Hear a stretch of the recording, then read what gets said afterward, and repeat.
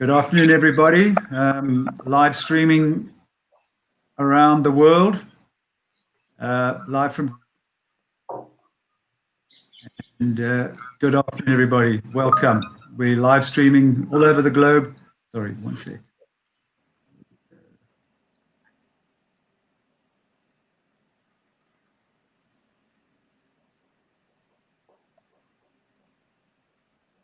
Right. Good afternoon, everybody. Welcome to this live streaming from Cape Town, Ocean Hub, and our topic is disruption in the shipbuilding industry, boat building industry. My name is Bruce Tedder. I am in Cape Town in Hout Bay right now. I'm the chairman of South African Boat Builders Export Council. We're a national entity tasked with growing the exports of our boat building sector. And I'm also the founder of Blue Cape, which is an NPO that deals with the ocean economy, and it's an enabler in that sector, which is being launched this week, actually, officially launched. We're dealing in boat building, marine manufacturing, the super yacht sector in the Cape, and ocean sports. So big task, and we need to create a lot of jobs and train a lot of people. Yeah, so this is it, guys, around the world: Holland, France, Cape Town, Hout Bay, Israel. Some pretty smart people here, and we're going to have some fun. There they all are. So I'm going to just quickly go around and talk to everybody and introduce them. Remy, you're top of the screen from Brittany. Yes. Yeah. So I introduce myself. Remy, maybe, 1 minute on yourself, please. Tell us about yourself, man. I'm the founder of a startup called High Generation. And what we've done is we've created a new kind of thruster, electric thruster. Because 5 years ago, we did realize that there was a lack of preparation on ship thrusters to get electrified. At that time, an electric boat was just a conventional boat on which you would remove an internal combustion engine and we'd set an electric engine instead, electric motor. Right. And we thought it was not enough. It was not the good thing. If it's got to be electric, if a boat has to be electric, then it has to have some consequences on the propeller itself. So we exploded the propeller system and we rebuilt it on the idea that it must be performing and efficient. So now we're just starting this company, and we start selling our first models, which are quite small models, but which can be scalable, of course. Wow. Okay. I have a bunch of questions for you, Remy. Thank you. Top right corner on my screen, Pete Shaw. Do you want to introduce yourself quickly, Pete? That'll be great. Yeah. So Pete Shaw, live in Cape Town. I've been involved in the marine industry for some 30-odd years. Formerly a spar builder, so I'm a mechanical engineer, and I've been involved in spar building pretty much all my life. I was the founder and co-owner of two companies here, Southern Spars, Cape Town, and Sparcraft Masts in Cape Town. And then in 2008, we sold the business to a New Zealand company. I was managing director for that company then for 10 years. And then a whole bunch of changes happened around the world. And they decided to shut down the Cape Town operation and move all the operations to Netherlands. I then took a 6-month sabbatical, went off doing an overland trip, came back again, and then got involved with a friend of mine who works for CSIR in Cape Town here. They were doing marine robotics, and it kind of prickled my interest, and that then led to the idea of starting a sailing drone. Or unmanned surface vehicle. So it's a startup company right now. We're in early stages of development with this company, but I'll tell you more about it. But I guess that's good enough from me as an intro right now? Perfect, Pete. Thank you. Thank you so much. And Jasper in Holland, can you tell us about yourself quickly? You're with Damen, I believe. We all know the ship. They've got a big factory here in Cape Town. Welcome. Yeah, that's true. Thank you. Thank you for the introduction. Yeah, my name is Jasper. I work for Damen Shipyards. I'm an innovation manager and a corporate venturing manager. So within the organization, I'm really focused on accelerating knowledge, which is or captured within the organization, or trying to get the knowledge from outside, from knowledge institutes, corporate partners, or startups within, such that we can leverage that and we can use the innovative power of them. I'm in the Netherlands, and indeed we have a very large facility in Cape Town, which you all know. And I think further on I can explain more on what Damen does in this field. Brilliant, Jasper. Thank you. And you're on your cell phone doing this because the connection wasn't great on your laptop. Well done. You're a technology buff, that's for sure. Nir, in Israel, welcome. Pleasure. Nir Gartzman, I'm the co-founder of The Dock. We are a vertically focused VC that invests in startups, tech startups that are addressing the port, shipping, and logistics sectors. We invest also in a leisure kind of startup called Pick Up Here that delivering some sort of a Airbnb platform for marinas and boaters. And we all the time look for additional deals from the sector. From personal perspective, I graduated the Naval Academy in Israel 20 years ago, ended up a chief engineer of a Navy missile frigate for a few years, and continue for a 10 years career in the high-tech sector and startup ecosystem in Israel. And in the last 3 years, I combined my two personal passions, which is technology and innovation, together with the increasing demand for technology and digitalization in the maritime sector. And hopefully we do also a good business out of it, but we will explore this during this session. So thank you and pleasure to be here. Great. Thanks, everybody. And thank you for that. Well, Jasper, you love surfing. I love surfing. So let's kick off this session. We are talking about disruptions in the shipbuilding industry. And maybe let's kick off with some trends. We'll get back to Remy and the electric thrusters, because maybe he's only building them for small vessels at the moment. But I mean, what kind of trends are there? And I mean, are there some trends coming along for cleaner builds, material, cleaner in the way they built the vessels, cleaner in the way they operated? But maybe you've got some trends. You guys are at the cutting edge and the forefront of shipbuilding, not boat building, shipbuilding. It's big stuff. You want to kick off with that? Yeah, the line is sometimes a bit broken, so I presume you mentioned that you'd like me to shed some light on that, isn't it? Yeah. Okay, yeah. Great. Good. Thank you. It is a jerky line. Yeah, no, I can do the kickoff. I think there's a lot of changes going to happen in the near future and already are happening within the shipbuilding industry. And I can also see that from very close by in our company, that we make giant steps towards changing in the respect of how we view the products that we build, how they operate, what kind of propulsion systems they're using, etc. And I think the most clear points or trends I can point out is actually what we also have as spear points within Damen. Our CEO, which started this year, his first year as CEO within the group, Arno Damen, he said very clearly that he has 3 focus points. The first one being digitalization, second one being sustainable, and the third one being operational excellence, such that we build in a different way. So we move away from the traditional way of building and move to a new way of building vessels. So I would say these 3 points are, let's say, the main points of our company, but these are actually also the points that you see coming back within the industry. So those are the main trends high over. Fantastic. Thank you. I don't know if you broke up at the end there. No, how does that resonate with you and what you guys are trying to do? Are you, I mean, is Damen a potential customer down the line for you when you've scaled up?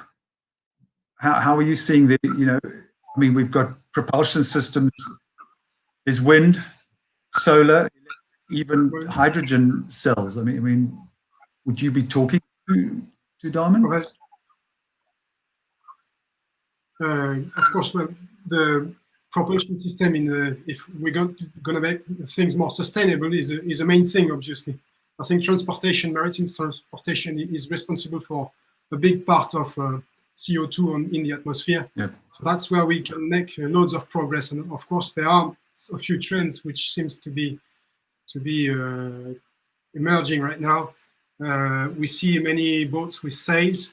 We see different kind of fuels also. Of course, hydrogen, maybe LPG too.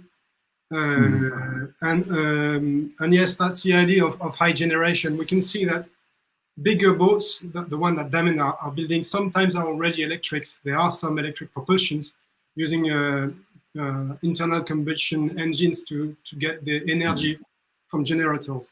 But then on the small boats, you've got fully electric boats, what we call full electric boats, which are energized with batteries. And what we can see is there are big motors, they are very small electric motors, but in between there's a gap which we're filling slowly, more starting with the low power and increasing slowly. So that's our aim to be one day able to get to supply great boat builders like them, and that would be a great dream for us. Yes. Something to aim for. It's always something to aim for. What are your thoughts on this? On the three pillars of the new CEO from Damen. What are your thoughts on the way they're going? So first of all, we had the pleasure to host in Israel in the last couple of years the two predecessors of Jesper from Damen, Renier and Sulco. Both of them have visited us in Israel, share challenges with the local ecosystem and with entrepreneurs, and help us screen startups. So thank you for this, Jesper and Damen Group. And I must say that as we are in the intersection between the global demand, our partners and our backers share with us their challenges. And on the other end, we meet the bold founders and startups that address those challenges. I can say two main observations. One is, as Jesper said, shipyards, like any factory worldwide, are open to the IoT revolution, the Industry 4.0, to revolutionize their internal activity. And this is internal. When we're talking external, what we see is actually a redefinition of hopefully business models that, like the automotive industry, became from car manufacturers to mobility suppliers. And as Mercedes CEO put $200 million investment last year in Via, a software company that deliver public transportation on demand, a software company from Tel Aviv. This is something new in the automotive industry. We believe that also the maritime industry in the long term, and this includes shipyards, will experience by technology a much more wide offering, when the shipyard will not only build the capital equipment once, but also can support and offer long-term lease vessel boat as a service model for 20 years from the owners. Also position themselves as a service provider for the boaters for the future, and also gain a better control, understanding, predictive maintenance to the whole product life cycle. This is the trends that we see, and this is we believe a tremendous change in the positioning of different players. And today, technology is enabling this. And I think that visionary shipyards like Damen and others hold the opportunity to be more dominant in the future by offering this new way of digital life cycle product, and not only physical capital equipment in one sale when they build a vessel or a boat. Wow. Okay. That makes a huge amount of sense. And Pete, we're going to talk later about your the smaller craft, you're but Yeah. but scaling up for wind assist or wind power on the bigger vessels. I mean, what are your thoughts on that? Have you guys looked at the bigger ships with kites and what have you to be much more sustainable out there? Bruce, are you asking me or Yes, sorry, Jesper? Peter. Yeah, so in fact, I was just going to pose that same question to Jesper, because we've all seen renderings of ships with sails and or sail assisted, should I say, and kites. But I guess, Jesper, you're close to the coalface there. How realistic is that, and how far off are we on that? And is it something you guys are considering? I think, have we lost Jesper, Bruce? Yeah, it does look as if, yep. No, Jesper's gone. Well, Remy, can you comment on that or no? I mean, we've seen the super tankers with kites. Fire away. What are your thoughts, Remy? It's not, I'm sorry, I'm not really a shipbuilder, but while Jesper is coming back, we have a couple of companies in France which are already starting with these ideas. They are a bit more than ideas. We are building in France. We've got another startup company which is called Zephyr Eboré, who had a deal with Ariane Aerospace, and they are building a boat right now with 4 masts of 300 square meter each, which would help the propulsion system. So to me, it's getting real right now, the sailing thing. And they're conventional sails, it's not kite sails. Wow, okay. Jesper, welcome back.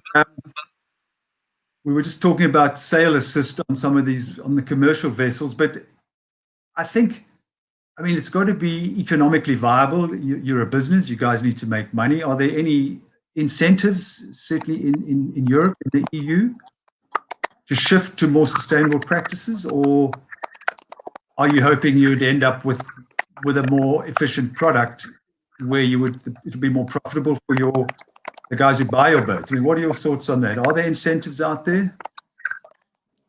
Yeah, I think that the incentives differ a bit. So we have a wide range of products, of course. So you have to imagine that the inland waterway incentives are different than the offshore waters. But in general, we see a lot of change happening or starting to happen.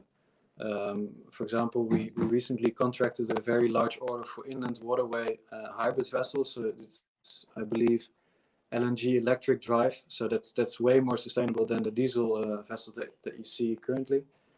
And offshore, you see indeed the hybrid solutions coming. So, for example, in Canada, we have full electric ferries sailing. We have hybrid solutions already for the Navy for some years. But indeed, you see a lot of ways of making these vessels more sustainable. So it can be from the propulsion side, it can be the fuel that's being used, and indeed also the wind-assisted kind of solutions are a very plausible thing. We have been doing some research for, I think, 4 or 5 years already in wind-assisted sailing. And the challenge there is, of course, that the investment is rather large for an operator to invest in. But I think for the near future, these business cases become more and more viable, since maybe the prices of oil go up, or by the changing of the fuel type, the prices increase as well. So I really see a future for wind-assisted sailing indeed. Gosh, well, being a sailor, that's lovely to hear. And Pete, I'm sure you're interested in that as well. I suppose making the technology to construct spars, big enough and strong enough to carry sail where you're driving such heavy objects. That's amazing technology needed there. Guys, I wanted to talk about some more futuristic technology, some more funky stuff, some more fun stuff. So I want to kick off with Pete and that amazing drawing you showed us earlier on. Can we talk a little bit about that, Peter, and the technology innovation in these sailing unmanned drones that can cruise around the world, and what are they going to be doing? Can you bring us up to speed on that, Peter? Okay, Bruce, let me just see if I can pull that up again. Gosh, the screen here. Tell me if you guys can see that. You guys got that? Not yet, Pete.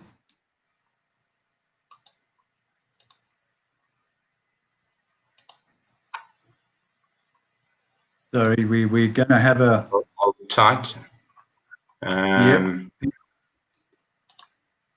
You got it now? No, we don't, Pete. Sorry. Okay.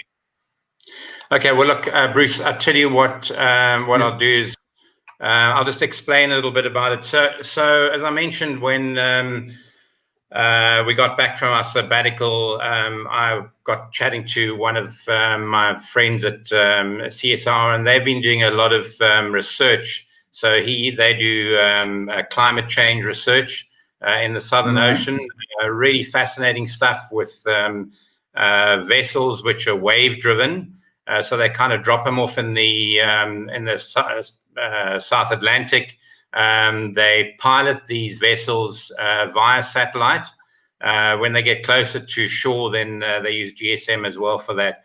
But the challenge there is the vessels are very slow. They only do about a knot and a half.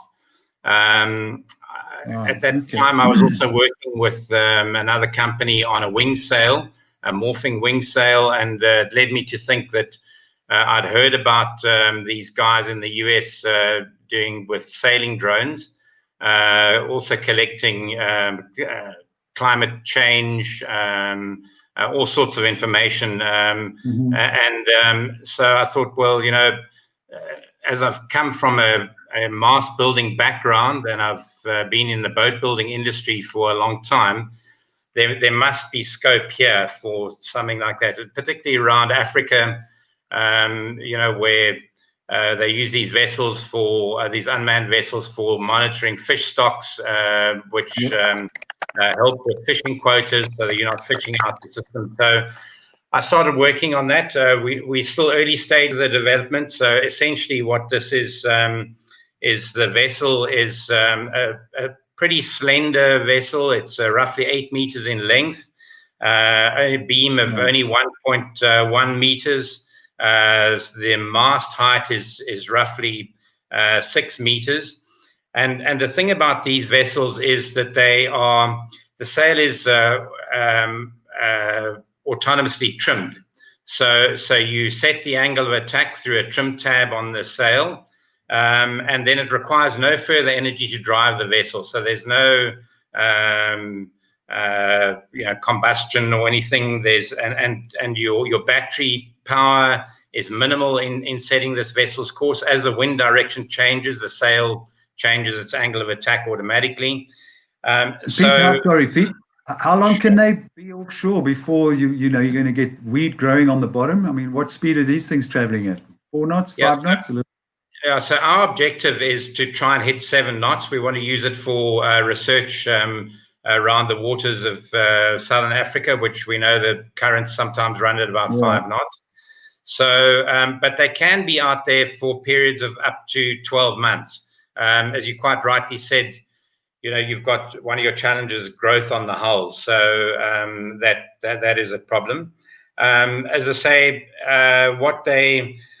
these vessels are loaded with a lot of scientific instrumentation of weather stations, passive acoustics, ecosystem, carbon systems, which is really important for the climate change guys. And in terms of collecting this data, it's hugely more cost efficient than running a research vessel. You know, a research vessel, Jesper would probably tell me, but I'm guessing the numbers I got is about $100 million for something like that. Well, a USV that I'm talking about here is about $400,000. You know, a research vessel, the running costs, excluding crew, is running at anything between 50 and 100,000 US a day. And, you know, we could collect this data for $2,500 a day. So, you know, much more efficient. You can put a whole bunch of them because they're obviously a lot more cost effective. So you can have a swarm of these units collecting data. Yeah, so... Yep. I think we'd have to be worried about some of the bigger ships knocking these little guys over. Yeah, so they equip with ship avoidance gear. Right. AIS, etc. You're a small company, it's a startup, and the role of startups, is what this is all about, really. Disruption in shipbuilding. We need maybe new players or the diamonds of this world to adapt to new methods. What's your feeling on that? I mean, you guys are in the startup game, raising capital. Is it going to be easy? Is it a tricky space to play in? First of all, I will be glad to hear Remy perspective as a startup founder. If this is easy or hard to be a startup company, I think that generally speaking, a startup is a Via Dolorosa, is a roller coaster, it's a lot of shit, and most of the startups are failing. And still the magic is that the bold ones are the ones that actually dare and build new products and new ideas. So first of all, applause for Remy and to all the entrepreneurs that we backed till date. And the good news is the companies like Damen and others are open today to approach of build or buy, not only to develop something internally, but also to buy and to partner with others. From a funding point of view, I must say that it will be always challenging to pour significant capital into something that try to envision and predict the future. Mm-hmm. The good things is that, and we didn't touch upon this issue, is today worldwide we have more and more governmental and regulatory positive push towards sustainability. Some sort of inland waterways and closed water areas of lakes, etc., that the governments push those ferry operators, etc., to use only hybrid and electric vessel in the future. So naturally, it's fueling new industry of more sustainable proportion solutions, and whoever will deliver it best will win this growing market globally of more sustainable short voyage shipping and ferries. Right. And I mean, Remy, do we think this is it government incentives or legislation? I mean, where's the push coming from? Is it government just forcing it, or are they incentivizing the guys? Jasper spoke a little bit more about that earlier, but how is that going to work, do you think, to make it real? From my point of view, is that they are both things. Thank you, Naya, for your message. It's very cool. No, it's not easy to gather everything up together to make a startup. It's particularly strange when you make a startup, which is actually an industrial startup. It doesn't match together usually, so it's very hard to enter an industrial model with the condition of a startup. So that's not easy. And I think it's one of the main points that it's slow to go into operation on bigger boats, obviously. Regarding incentive, I think we've got both, but for now, I can see more in France and Europe, maybe. I can see more some regulatory, not really incentive, but it's kind of constraining things when they start to forbid internal combustion engine on some areas. So that's obviously good for the electric transformations, because the only other way is to use electric thrusters. So obviously all this is pushing new technologies, and I guess at some point it will help us to get the good size to be interesting for bigger boats, shipbuilders. Thanks, Remy. Jasper, can you hear me? You there? Good. Look, the question I have is then getting rid of the older vessels to speed up this process. Are we, I've seen some footage recently of cruise ships being decommissioned in, I think somewhere in Greece or Turkey, where they're chopping them up. How are we going to speed this up, and how are we going to get rid of all the old school that's out there? Good question. Like, I think in the first place we should not get rid of it. Oh, we lost you. Yeah, go. Yeah, this is a really tough question. I believe that that even though we are as private sector enthusiasts, we are count on board founders, but on the pace of transition, we will have to rely, and also NGOs and around the world have to support and push regulators to push for a change and government subsidies that will support it.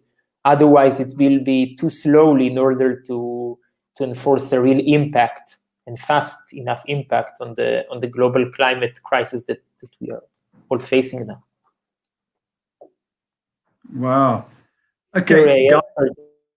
Yeah. Jasper, you're back. Yeah, it's back again. Like my connection keeps dropping out. My apologies for that. I don't know what's wrong. But I can, by the words of Nir, just try to hook on that from the regulations and getting rid of old vessels. Perfect. I think in the first place, we should not aim at getting rid of them. Like very often these vessels can be retrofitted or they can be upgraded.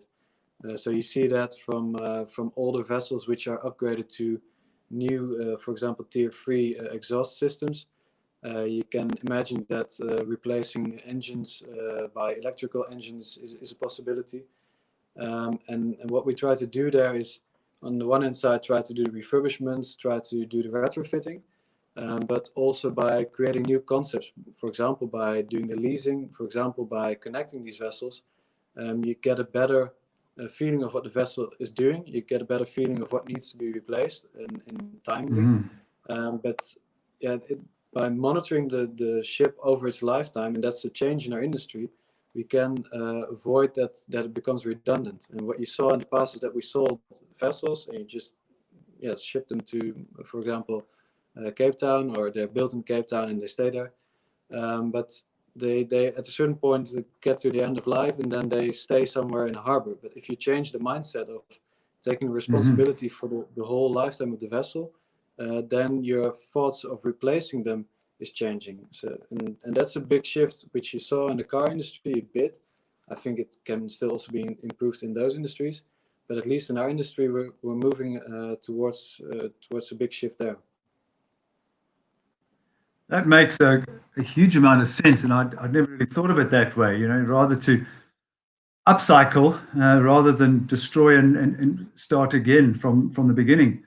Guys, we're almost done. Maybe quickly rip around 1 minute maximum each, maybe less than 1 minute.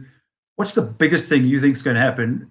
Remy, let's start with you. Very quickly, 30 seconds. Biggest thing that you think is going to happen in disruption in this sector? I would say it's about fueling industry. When you use cleaner fuel, you just emit less CO2. So I really believe in LPG, H2 and fuel cells, later fuel cells, but new fuels to get less emissions. That would be the key thing for a short time. Okay, got you. That's interesting. And Pete, what's the big thing that's coming? Yes, I mean, I think everybody's thinking a lot more in along the lines of looking after our planet, and we'll do whatever we can. In the case of what we're doing, sustainable fishing is a huge thing. Looking after our climate is a huge thing, and that's why I think this project of collecting data about our planet, about the oceans, the air, is critically important. So I think it's kind of the start of a new era. Brilliant. Hats off to you guys, Pete, and good luck with the startup. Nir, what's the big thing that's going to happen from your point of view? I agree with Pete and Remy that data will allow data-driven decision-making in what to do and how to address these global challenges. for all the entrepreneurs in the audience, I urge you to approach, to push forward your dreams and be bold in innovative ideas. And thanks again, all my partners for this panel and Ocean Innovation Africa backers for this opportunity. Thank you. Lovely. Thank you, Neil. Jasper, while we got you, the last little bit of cell phone battery. What's the big thing from you? What do you think it'll be? Yeah, that's a difficult question, I would say. But I think I can align with all the previous notes of my colleague speakers here. And I think the next big thing would be that the transition is speeding up much more rapid than we're used to. I think a lot of things will change, digital-wise, environmental-wise, ownership-wise, how we pursue vessels.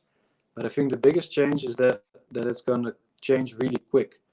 So in the past, we tended to be a bit lagging, but I think especially with modern technologies, you even see it here in this panel that we're connecting all over the world, and you see how much information is spreading and the pace at it is increasing. So I think that's the biggest change, that we will change very quick in the coming years to come.